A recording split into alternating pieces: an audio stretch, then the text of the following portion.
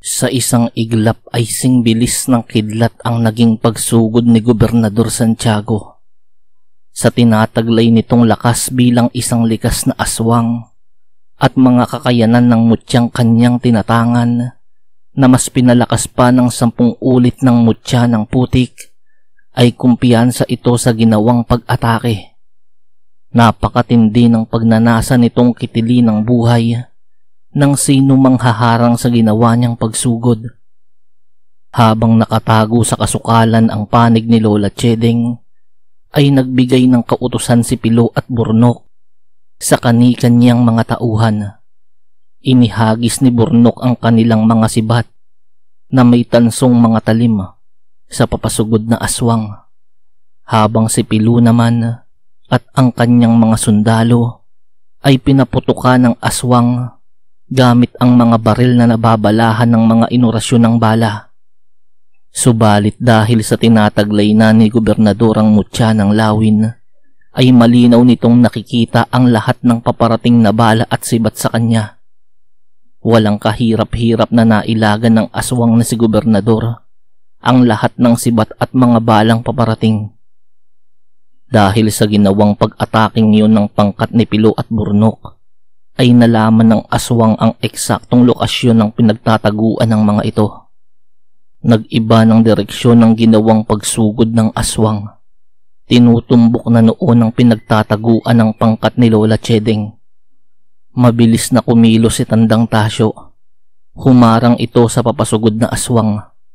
Dahil doon ay inilagay ng aswang ang ilan sa enerhiya nito sa kanyang kamao. Iniumang ang matutulis nitong kuko sa kamay.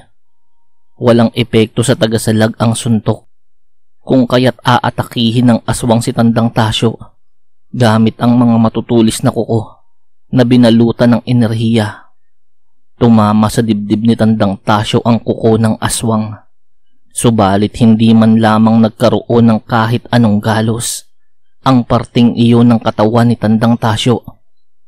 "Ang akala mo ba talaga ay kaya mong wasakin ang aking kabal?" Sambit ni Tandang Tasyo habang harap-harapang nakikipagtitigan sa aswang na Gobernador. Ang mga titig ng aswang ay nagnanasang kumitil ng buhay, samantalang ang mga titig ni Tandang Tasyo ay titig ng isang mandirigmang gutom sa labanan.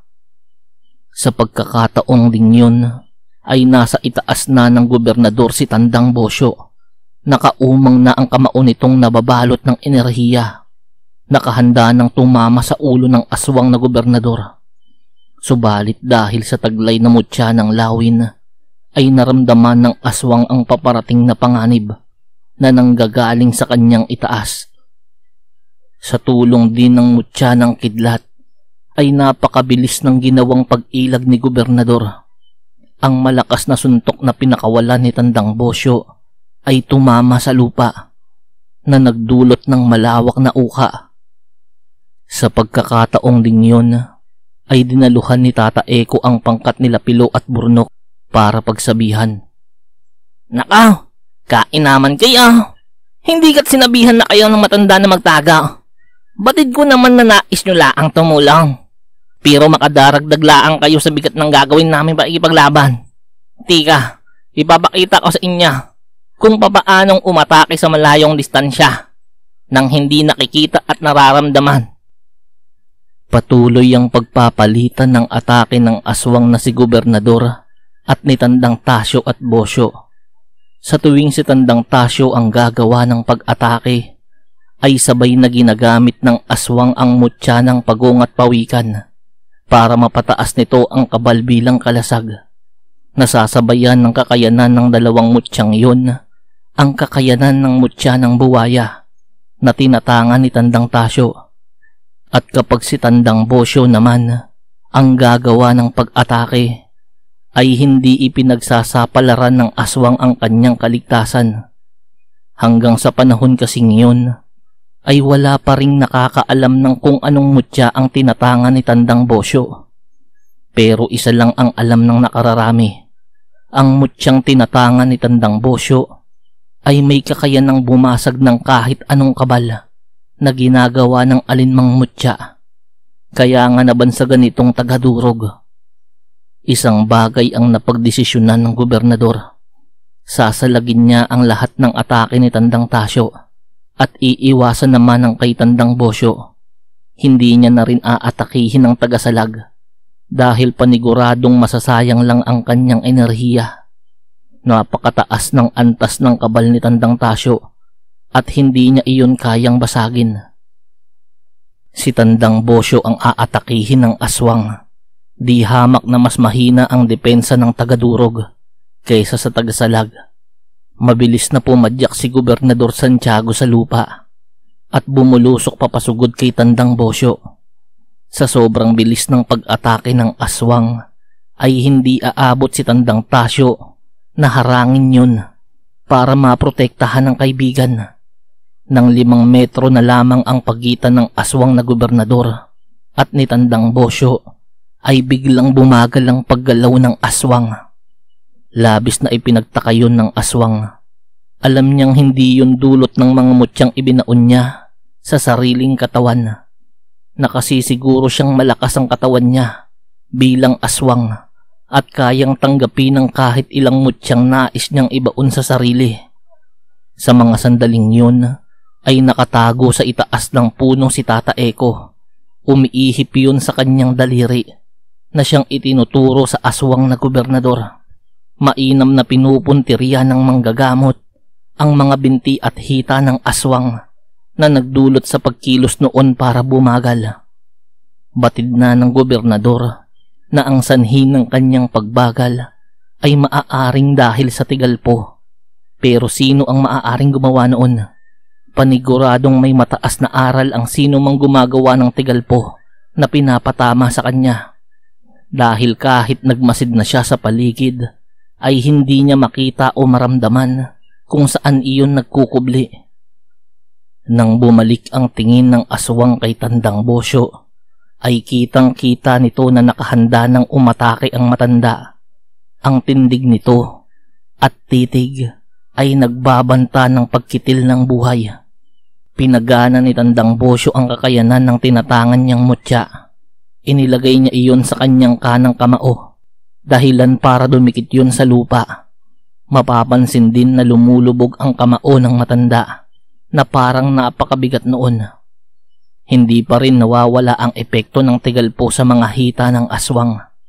Inilagay nito ang lahat ng kabal ng mutya ng pagong at mutya ng pawikan sa kanyang mga bisig. Pinalakas niya rin ang kanyang kalasag ng 10 ulit sa pamamagitan ng mutya ng putik. Tinanggap ng aswang na gobernador ang napakalakas na suntok ni Tandang Bosyo. 30 metro ang itinalsik nito. Nagkaroon din ng mga bali sa buto nito sa bisig na kanyang pinangsalag sa atake ng matanda. Gumuhit din sa bibig nito ang kakaunting dugong tumulo. Labis na galit na ang nararamdaman ni Gobernador Santiago. Sa kauna-unahang pagkakataon ay ngayon lang ito nakatanggap ng ganoong kalakas na pag-atake at iyon ang hindi niya matanggap. Ang labis na galit at puot na yun ang gumising sa isa pang antas ng kanyang pagiging aswang. Tinubuan ng malalapad na pakpak sa likod ng gobernador. Isang uri ng aswang na may kakayanang makalipad at may likas na kakayanan para hindi talaban ng kahit anong tigalpo. Gaano man kataas ang antas ng aral ng sino mang gumagamit noon. Tumindig ang aswang na si gobernador at lumipad na mas mataas pa kesa sa mga puno ng kasukalan. Bumulusok ito pa ibaba, papasugod kay Tandang Bosyo. Kitang-kita naman ni Tata Eko ang ginawang aksyon ng aswang. Sunod-sunod itong umihip sa daliri ng mga kamay at pinuntirya ang bumubulusok na aswang. Subalit walang naging pagbabago sa bilis ng aswang na yun. Hindi na umiepekto ang tigalpo ni Tata Eko. Sa pagkakataong yun ay halos magkatabi na si Tandang Bosyo at Tasyo. Mapoprotektahan ng tagasalag ang tagadurog. Gamit ang mutya ng buwaya ay binalutan ni Tandang Tasyo ang sariling katawan ng mataas na antas ng kabal. Iniharang ang sarili sa papasugod na aswang. Subalit nang malapit na ang gobernador, ay bigla iyong naglaho sa harapan ni Tandang Tasyo. Sa sobrang bilis ng aswang, ay lumitaw yun sa likuran ni Tandang Bosyo. Isang malakas na pagsipa ang tinanggap ng tagiliran ni Tandang Bosyo mula sa gobernador, na ikinatalsik nito ng 20 metro. Nabali ang ilang tadyang ni Tandang Bosyo dahil sa tinanggap na pag-atake mula sa gobernador. Subalit hindi pa rin yun kakikitaan ng pagkatakot at pag-aalinlangan. Dahil sa pangyayaring yun, ay inilagay na ni Tandang Tasyo ang kanyang kabal sa mga kamao. Si Tata Eko naman ay inutusan na ang kanyang kaibigang kapre na sumanib sa kanya. Wala nang epekto ang kanyang paggamit ng tigalpo, kung kaya't kailangan niya ng tumulong sa pisikal na pakikipagkumbate laban sa aswang. At ang tagadurog naman ay muling tumindig na parang walang nangyari.